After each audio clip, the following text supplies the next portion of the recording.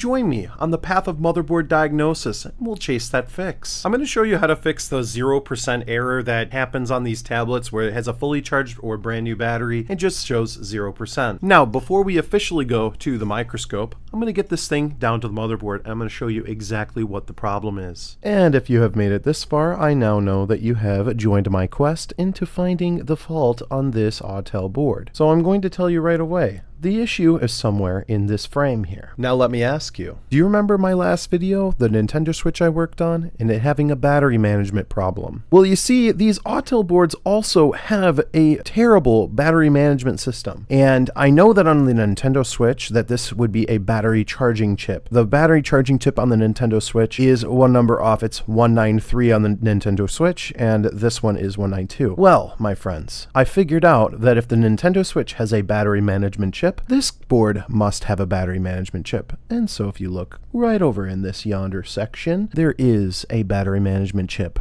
right here. This chip reports to the rest of the board in software that the battery is at a specific percentage, has a specific voltage, and basically tells you that your battery is not at 0% when it's actually not at 0%. So if we replace this chip, likely it's going to fix your 0% issue. So let's do that now. First, we're going to add some flux around the chip. We're going to turn on that fume extractor to save our lungs from dying. Now we can bring in our hot air and hopefully heat up this chip enough where the solder balls melt, and we can remove it right from the board.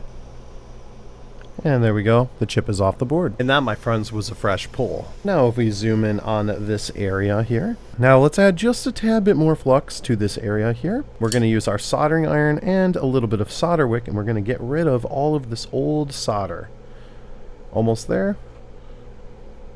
Beautiful. Now all those pads are basically as flat as they can be and just about ready to accept the new chip. And of course, let's clean off with some isopropyl alcohol and a Q-tip. All right, and would you look at that? That's one fresh boy right there. And if we look at the bottom, those are some nice solder balls. So let's put some flux on this board and we're going to solder this chip in place. We're going to add the slightest amount of flux. And now we're going to put the chip in the general vicinity. We want it to fit in this painted square, if you will. Now we're going to bring in the hot air. Want to be very, very careful here because the chip could slide around, but we just want to bring in the hot air just nice and carefully, because eventually the chip is just going to flow right into place with surface tension. It's almost done flowing.